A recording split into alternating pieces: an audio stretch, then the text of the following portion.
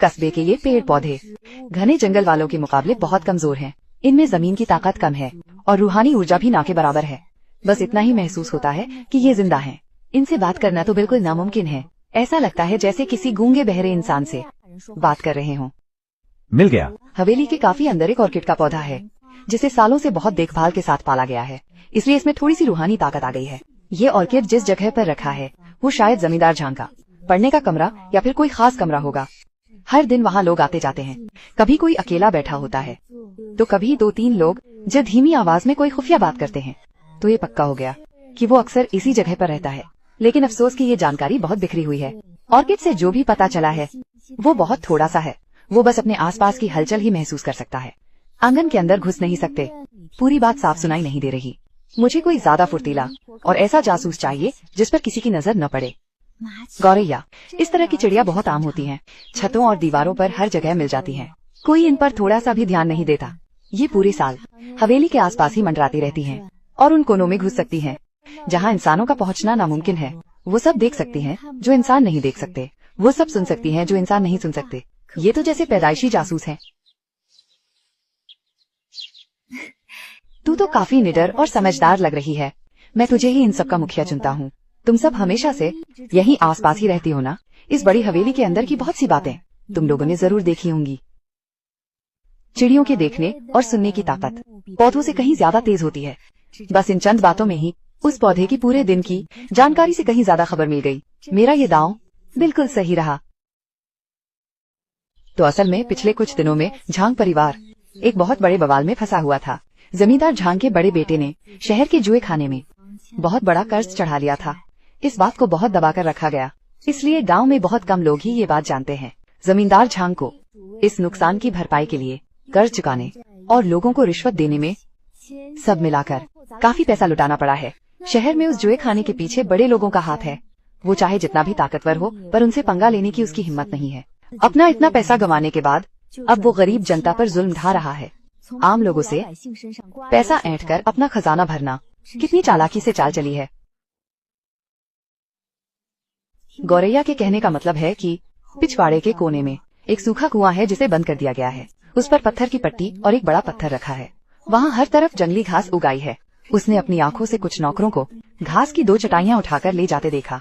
उन्होंने पत्थर हटाया और उन्हें कुएं में फेंक दिया। चटाई के बीच से जो बाहर दिख रहा था वो एक औरत का हाथ था। लोगों की जान की कोई परवाह ही नहीं।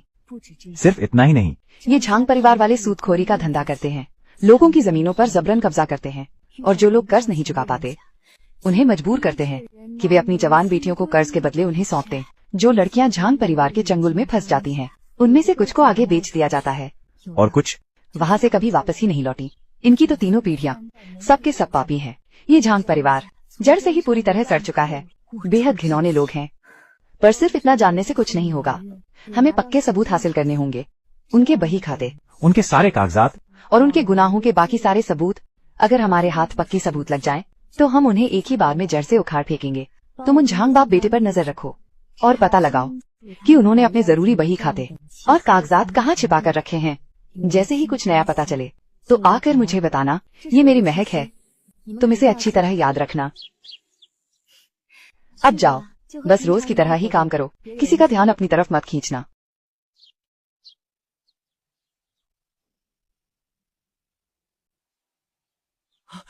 भाभी, इधर।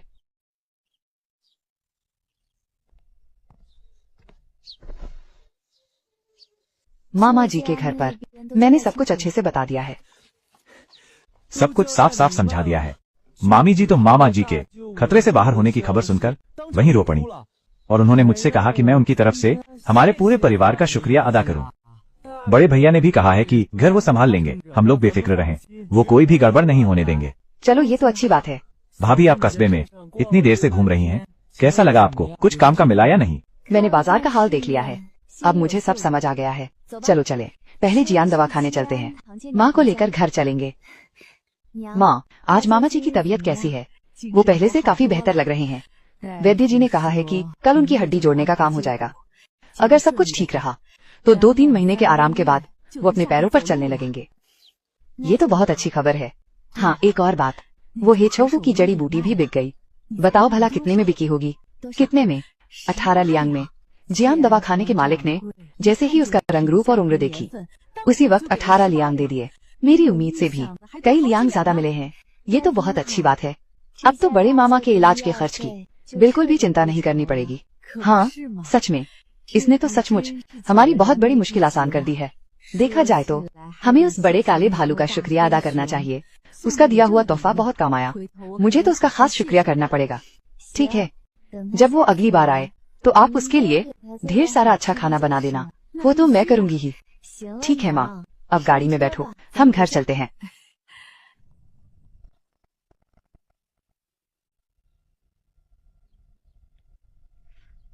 अर्जुन, इधर आओ। चलो अब हम अभ्यास शुरू करते हैं। आ रहा हूँ। भाभी, क्या मैं भी ब्रेड और पेस्ट्री बनाना सीख सकता हूँ? बिल्कुल, तुम्हें सीखना ही होगा। आगे चलकर जब ग्राहक पूछेंगे और तुम्हें खुद ही कुछ पता नहीं होगा तो तुम सामान कैसे बेचोगे? मैं अकेली सारा काम नहीं संभाल सकती। बाद में जब हमारा काम अच्छे से चलने लगेगा तो हमें और भी लोग काम पर रखने होंगे और नए ओवन लाने होंगे। आगे चलकर मुझे और भी कई काम करने होंगे। मैं हर दिन रसोई में रहकर पेस्ट्री नहीं बना सकती। तुम्हें ये सारा काम खुद अपने हाथों से करना सीखना पड़ेगा। भाभी, आप बिल्कुल चिंता मत कीजिए, मैं बहुत अच्छे से सीखूंगा। सादे छोटे ब्रेड बनाने के लिए सबसे पहला कदम है आटा गूंथना। अगर बुनियाद ही ठीक नहीं होगी तो बाद में चाहे जितनी भी मेहनत कर लो सब बेकार ही जाएगा। 10 किलो आटे में 4 किलो 700 ग्राम पानी मिलाना। ठंड हो तो हल्का गर्म पानी लेना और गर्मी हो तो ठंडा पानी। खमीर को पहले ही पानी में घोल लेना और फिर उसे डालना। सीधे सूखे आटे में मत मिला देना। भाभी, आटा गूंथने का भी अपना एक तरीका होता है। मैंने पहले माँ को रोटियों का आटा गूंथते देखा था। वो तो बस आटे पर अपनी पूरी ताकत लगा देती थी। बिल्कुल इसका एक सही तरीका है। सिर्फ बाहों का जोर मत लगाओ, अपनी कमर की ताकत का भी इस्तेमाल करो। हथेलियों से आटे को पकड़कर आगे की तरफ धकेलो, फिर मोड़कर वापस लाओ और गूंथना जारी रखो। पूरी प्रक्रिया में एक ही दिशा में गूंथना है। इस तरह से गूंथने पर आटे में सही लचक आती है और बेक होने के बाद ब्रेड एकदम नरम और चबाने में बढ़िया लगती है।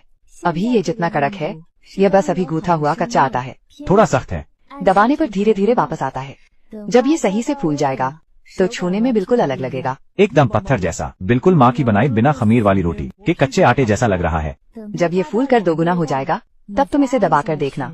दबाया हुआ हिस्सा धीरे धीरे आधा ही वापस आएगा।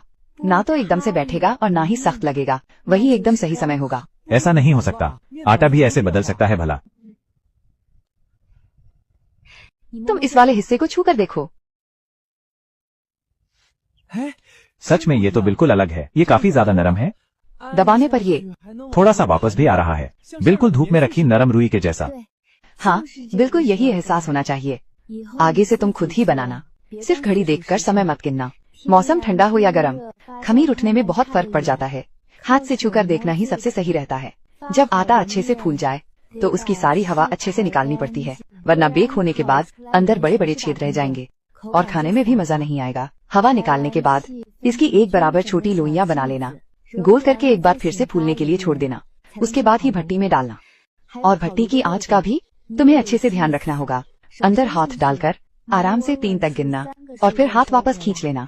यही आंच बिल्कुल सही होती है। बहुत गर्म लगे तो थोड़ी देर रुक जाना। आंच कम लगे तो 2 कोयले डाल देना। आटा एक ही तरफ गूंथना है और भट्टी में 3 सांस तक गिनना है। मुझे याद रहेगा। भाभी,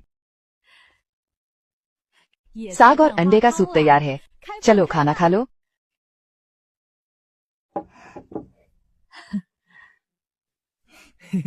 सब लोग चख कर देखो। मेरे हाथ का बना खाना पहली बार बनाया है। अभी हाथ अच्छे से बैठा नहीं है। कुछ थोड़े जल गए हैं। बाहर से थोड़े सख्त हैं, लेकिन अंदर से खाने लायक हैं।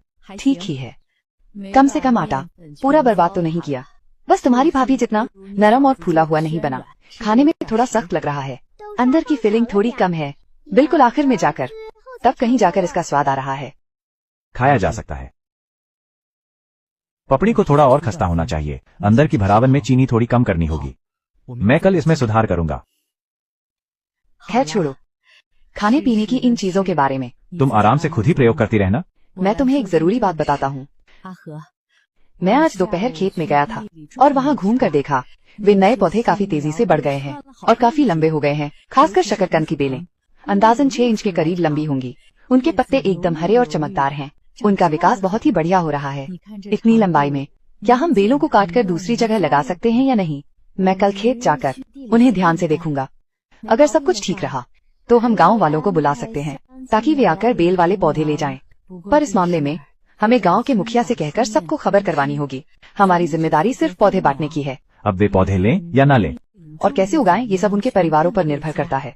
इससे हमारा कोई लेना देना नहीं है, ताकि बाद में कोई हमें ताने न मारे।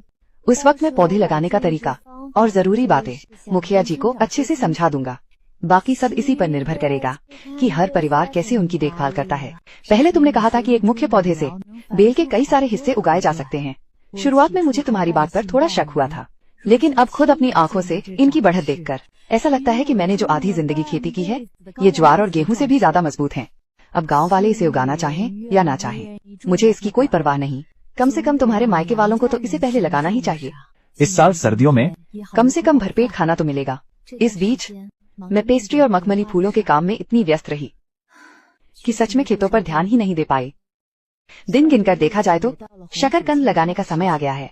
अगर और टालमटोल की तो हम बुवाई का सबसे सही समय गंवा देंगे। तो क्या मेरे मायके वाले भाई भी कल दोपहर में आकर कुछ शकरकंद की बेलें ले जा सकते हैं? हाँ, बिल्कुल, क्यों नहीं। मामा के परिवार के लिए तो हमें वैसे भी एक हिस्सा रखना ही था। भाभी, दोपहर को आपने मुझसे 2 भरोसेमंद लोग ढूंढने को कहा था। मैंने काफी सोचा और मुझे लगा कि दोनों ममेरे भाइयों को बुला लेना चाहिए ताकि वे हमारे साथ काम कर सकें। मुझे सिर्फ फुजी पर भरोसा था, लेकिन अगले महीने वो सेना में भर्ती होने जा रहा है, इसलिए उसे काम पर रखना ठीक नहीं होगा। बाकी लोगों में से ममेरे भाई ही हैं, जिन्हें हम अच्छे से जानते हैं। उनके स्वभाव और चरित्र के बारे में मुझे सब पता है। पर तुम्हारे मामा के 5 बेटे हैं, बड़े मामा के 3 और छोटे मामा के 2। अब किसे चुने और किसे नहीं? अगर एक को चुना तो बाकियों को बुरा लग सकता है। अगर बात सही से नहीं संभाली गई तो रिश्तों में खटास आ जाएगी। दोनों मामा के परिवारों को एक एक जगह दे देते हैं। अब किसे भेजना है ये वे लोग आपस में ही तय कर लें। ये तरीका बढ़िया है, ताकि हम बीच में न फंसे, दोनों तरफ से मुसीबत न हो। फिक्र मत करो, एक बार खाने पीने का काम चल जाए, ठेला लगाने और गांव-गांव घूमने के लिए लोगों की जरूरत पड़ेगी। बाकी चचेरे भाई जो नहीं आए, बिक्री के हिसाब से कमीशन लेंगे। जो ज्यादा काम करेगा वो ज्यादा कमाएगा, किसी का नुकसान नहीं होगा। ये भी ठीक है। मंझले भैया, तुम कल मामा के घर जाने वाले हो, तो लगे हाथ फिर दीदी को भी साथ ले आना। मुझे अपने फूल बनाने के काम के लिए एक भरोसेमंद इंसान की जरूरत है, जो हाथ बटा सके। अभी पूरा ध्यान लगाकर फूल बनाने वाली सिर्फ मैं ही हूँ। माँ को घर संभालना होता है और खेतों का काम भी देखना होता है। भाभी तो और भी ज्यादा व्यस्त रहती हैं, उन्हें बिल्कुल भी फुर्सत नहीं मिलती। दीदी 17 साल की हो गई हैं, उनके लिए रिश्ता भी देखा जा रहा है। अगर वो कोई हुनर सीख लेंगी तो अपनी शादी के लिए कुछ पैसे जोड़ पाएंगी। शादी के बाद ससुराल में उनका सिर ऊंचा रहेगा। तुम मुझे ऐसे क्यों देख रहे हो? मैंने पहले ही कहा था कि तुम लोग अपने अपने काम के खुद मालिक हो। जब कोई फैसला ना ले पाओ तभी मेरे पास सलाह लेने आना। इन छोटी बातों के लिए तुम लोग खुद जो सही लगे वो कर लिया करो। हर बात मुझसे पूछने की जरूरत नहीं है। मैं समझ गया भाभी, तो मैं कल सुबह जल्दी निकल जाऊंगा। उन्हें लेने के लिए और काम के बारे में भी बात कर लूंगा और उन्हें पौधे ले जाने के लिए कह दूंगा। सब एक साथ ही निपटा लेना। थोड़ा जल्दी निकल जाना, देर मत करना। दोपहर में बेलों के पौधे बांटने का काम है। फिक्र मत करो भाभी, पक्का सब ठीक से कर दूंगा। अब सबने सही से सोचना शुरू कर दिया है और सब मेहनत से अपनी जिंदगी संवार रहे हैं। ये देखकर बहुत अच्छा लगता है। माँ, भाभी, मैं